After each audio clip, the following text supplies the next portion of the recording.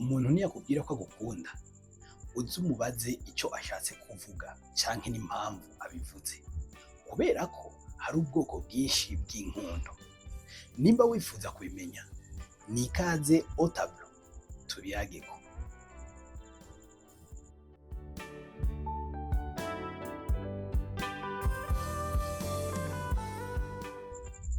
Amahoro neza, jewe ni Nduwayo Fiacre nsanzwe ndabategurira kino kiganiro cacu au tableau. No musi dufise ikiyago ciza cane nizera yuko kiza kugufasha nkuko nanje ubwanje camfashije. No musi tugiye kurabira hamwe ubwoko bugera kuri butatu bw'inkundo abantu basanzwe bakundana.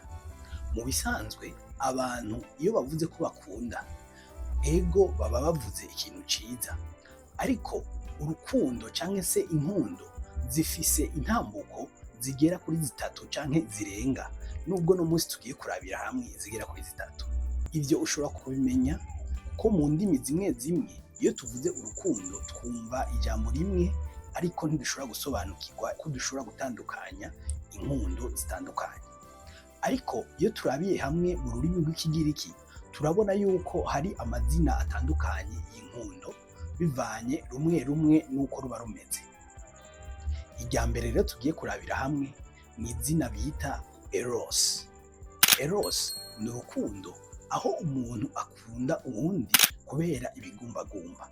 Ni ukuvuga nimba ari umuhungu canke umukobwa akamukunda kubera ko yumva igisharara bivanye n'impamvu yamukunze, cane cane zo mu buryo buboneka, haba ku mubiri, uko atwenga, uko akora ibintu neza n'ibindi bitandukanye umuntu ashobora gukundira umuntu kubera ko amubonye.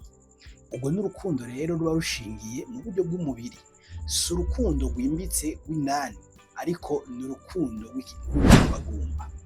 Ubwo uza gutahura itandukaniro yago n'izindi ntitwabandanya mu zindi.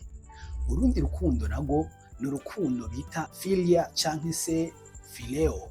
Ni urukundo aho umuntu akunda uwundi bivanye nuko bakorana canke se bivanye nuko bavukana canke nuko ari umuvyeyi wiwe canke ari umwana wiwe.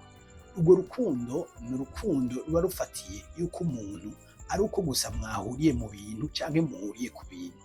Urwo rukundo si uko uba wagwubatse, ariko nuko wisangamo. Nk'urukundo umwana akunda umuvyeyi nuko yasanze ari umuvyeyi wiwe hama aramukunda. Nimba ari urukundo ukunda umukorege wawe nuko wasanze ari umukorege uca uramukunda bivanye nuko mwahuriye kw'ishure canke ku kazi. Ubwo nabwo n'ababana barashobora kurukundana bivanye nuko abantu babana nabo baragera ahantu biyumvanamo bakumva ata yindi mpamvu bakundanye atari uko nyene basanzwe barahuje bakaba bobana. Urwo rukundo rero nirwo bita philia, aho urwo rukundo rutaba rushingiye gusa ku bigumbagumba, ariko ruba rugeze ahantu aho umuntu aba umugenzi wawe, aba inshuti yawe yimbitse canke se ya hafi.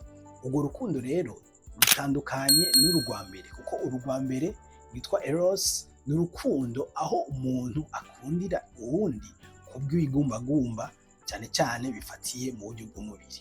Ariko urukundo rwa kabiri narwo ntiruba rufatiye mu buryo bw'umubiri gusa, ariko ruba rufatiye ku bintu kanaka muhuriyeko.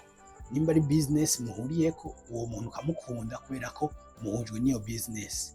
Ikindi naco aba ari umugenzi cane cane wa hafi bivanye nuko haba ari ivyo muba muhuriyeko. Uba wumva nyene umukunze utomuheba canke se utomutakaza bivanye n'ivyo bintu muhuriyeko.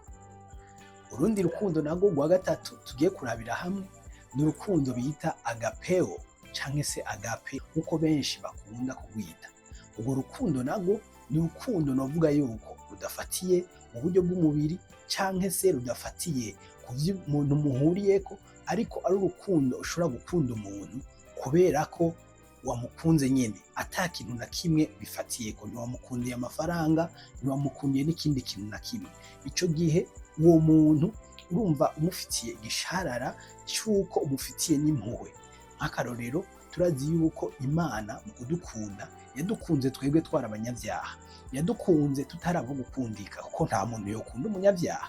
Urabe no ngaha ku isi, iyo umuntu ari umunyabyaha baramuta kure, iyo umuntu ari umunyabyaha nta muntu n'umwe yifuza kumukunda.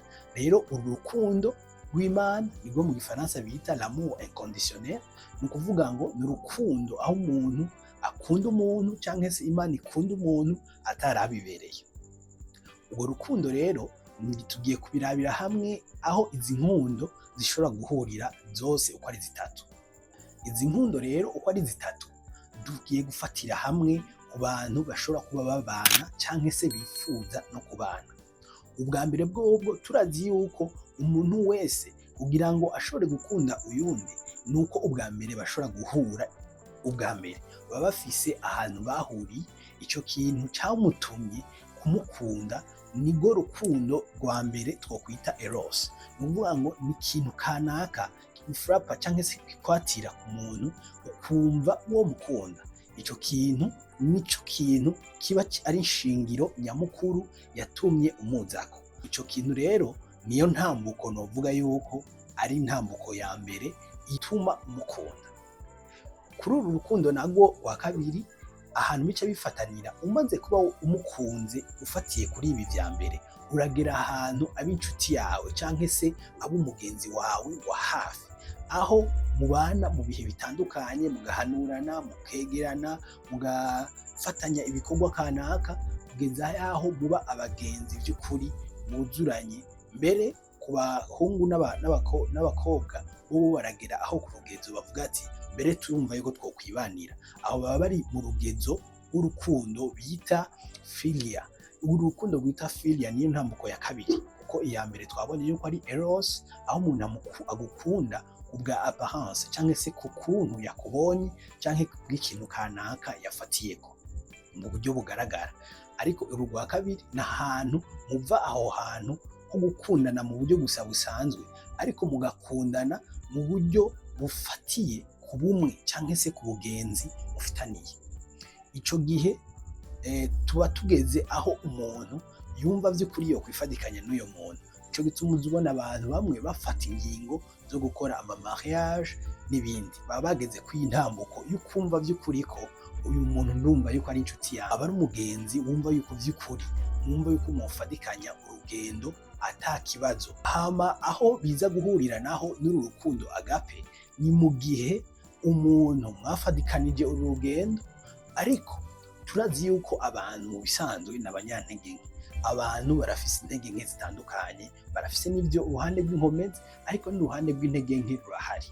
Iyo umuntu ari umugenzi wawe mu buryo busanzwe gusa, mukaba muhuriye kuri uru rukundo rwa kabiri, urukundo rwa kabiri ntirushobora kumentena cyangwa se ngo rufate aho umuntu ashobora kwihanganira uwundi mu makosa yiwe. Kugira ngo ushobore kwihanganira uyundi mu makosa yiwe, ni ahantu ugera aho ukunda urukundo bita agape. Ni ukuvuga ngo ni ahantu umuntu aba yakunze umuntu akavuga ati naho yokora amakosa nzomwihanganira, naho bitazoba biriko biragenda neza nzovyihanganira. N'igihe uba wageze ahantu ukunda umuntu by'ukuri, urukundo rw'Imana. Uko Imana murazi yuko nayo itwihanganira byinshi cyane, turakosha cyane, turacumura cyane, ariko Imana iratwihanganira. Imana ntiduta, iguma yaturondeye, iba yifuza yuko tuyihindukirira. Rero nuko uru rukundo agape nibwo rushobora kuzigama izi nkundo zose zitandukanye, kuko uwo wakunze mu buryo bw'umubiri urashobora kugera ahantu umurambirwa, kandi na cyane cyane icyo wakunze iyo gihindutse, kuko ibiri mu buryo bw'umubiri birahindagurika.